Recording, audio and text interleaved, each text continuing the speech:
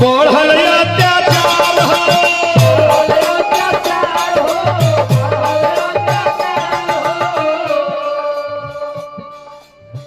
बन के काली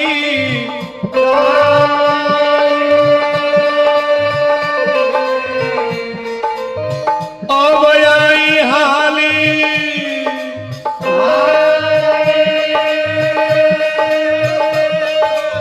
लेके कटार हो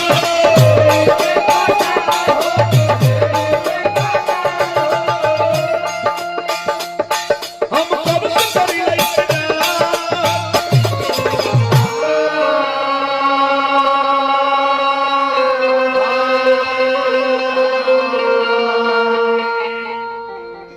कैसे समय आ गई भाई माई कहाँ लिखे ये माई ऐसे समय लो कि हम डर से बदली में लेके मांस घूमते सिपाही जी के डर से हाँ तो कल युग में आ जा एक हई लाचार के पुकार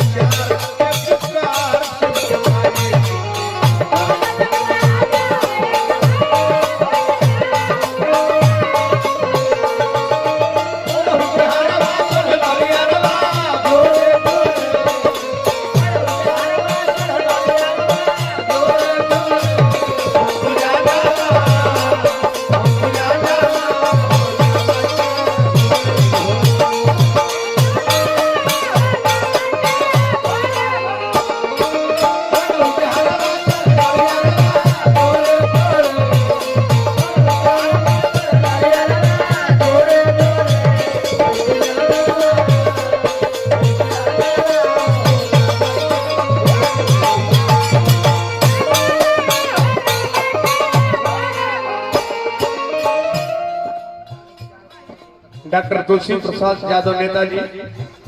समाजवादी पार्टी के जिला अध्यक्ष हैं। शराब का नाश तो दूध कर जयकार हो कहे कहे हैरान हो गए जा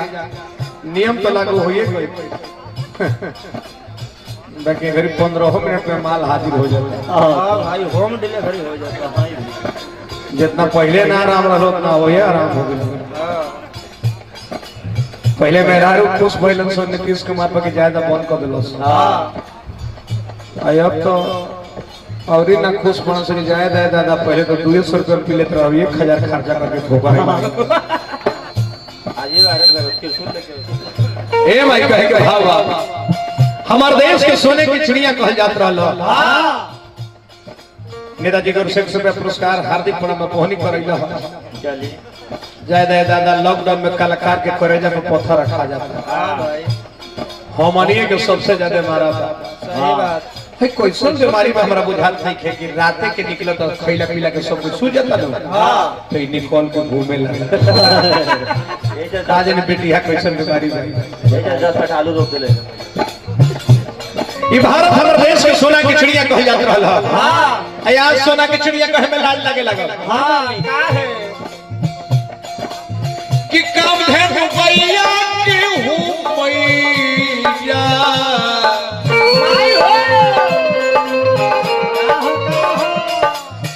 काम है रुपैया के मैया रोज रोज काट के लाखों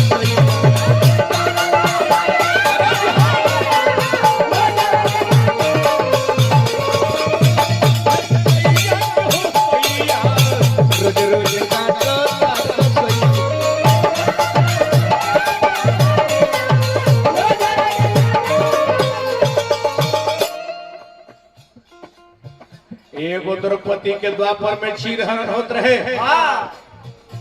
दुशासन सोचलस कि एकरा समाज में हम नांगा कर ज्यादा टेबल के लिए बड़े चिरचिरे से नहीं करता। दुशासन सोचलस कि समाज में करके मीट करो समाज में करके हम नांगा कर दे। आही दादा जेकर केहू ना सहारा पर भइले हरि भगवान कृष्णा के इतना चीर बहावले क्यों दिन ना बुझाई कि नारी बीचे सारी है कि सारी बीचे नारी है। जाए भैया ज्यादा ट्रेवल करवा तो कोई कोई करे मैं वो दिन ना बुझाई कि नारी बीच सारी है कि सारी बीच रह दो सारी बीच नारी हो नारी हा आज आज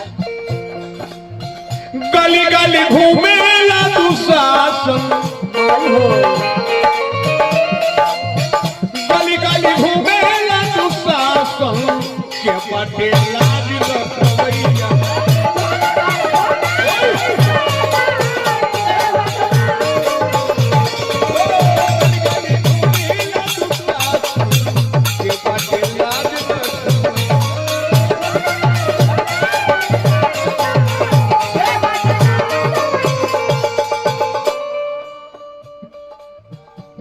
पढ़ल रोगी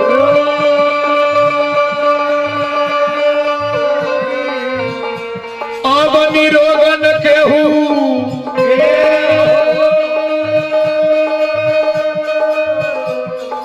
मचल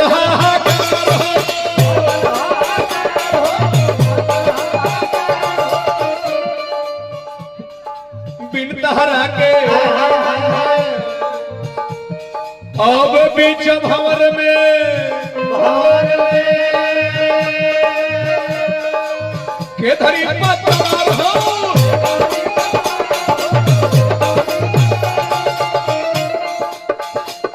कोई उदय चाहत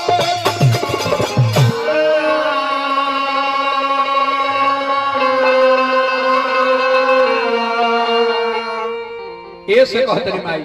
कि कल युग में याद जाओ एक है लगा के पुकार के माई हो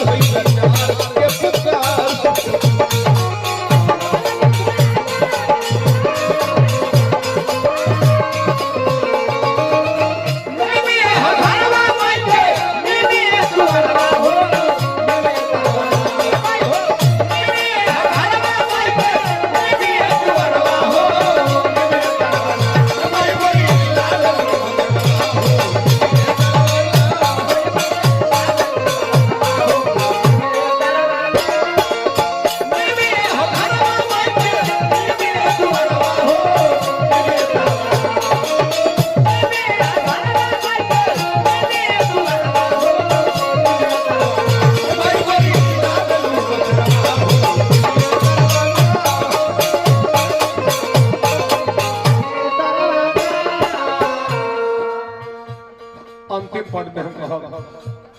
हे माई हम कोनो बड़ विद्वान व्यास ना है ना भाई कोनो बड़ घराना के लइका ना है हम ना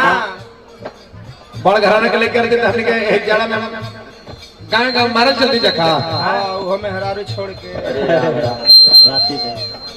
ठंडा के मौसम बा हां आई सर्दी के मौसम ऐसा में कि दू आदमी रख सट के सुतो त जड़ा कट जाई हां ठंडा में रह दुई न तो ओढ़ रुई आ न तो तापत हुई आ न तो ले बारी पेनी ड्योर के सुई आ न फिर कोनो उपाय ने के ऊपर पर के मुई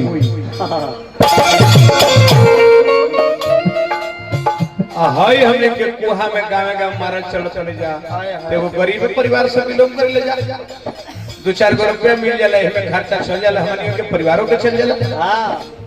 हम वो क्षेत्र के बारे जहां भोजपुरी ना बोलल जाला ना महाराज मगध क्षेत्र के मगही बोलल जाला हां ई तो हमनी के दिन भर कुछ गावे लगे सही चला सही बात ए बुजुर्ग गीत गावे के कोशिश कइले बानी हां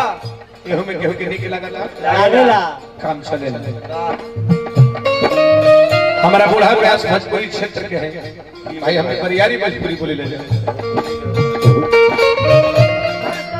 ये मास्टर मुन्ना के कलम से आई हो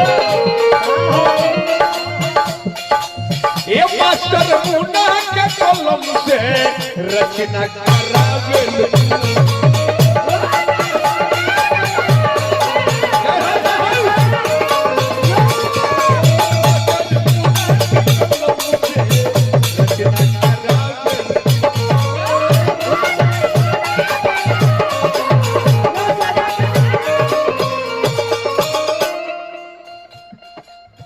हवे सुदर्शन वाला गवैया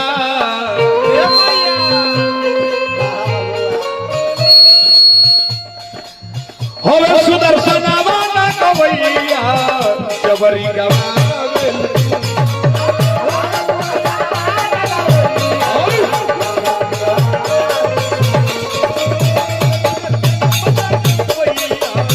जबरी गवावेल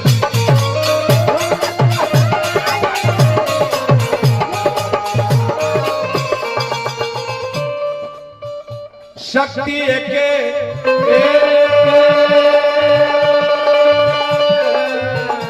अवरूपयन के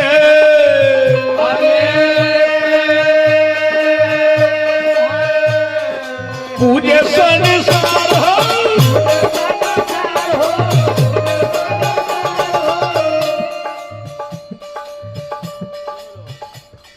कोई ऐसा शक्ति है जो पूरी दुनिया को संचालित करती है। उस शक्ति के एक हर रूप अनेक हो जाला। तीनों लोगों में सबसे ऊंचा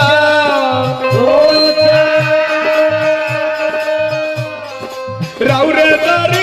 हो।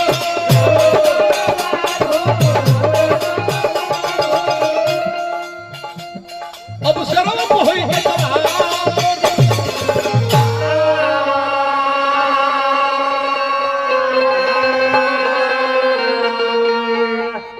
तो कल युग में आ जाओ एक बार लाचार के पुकार सुन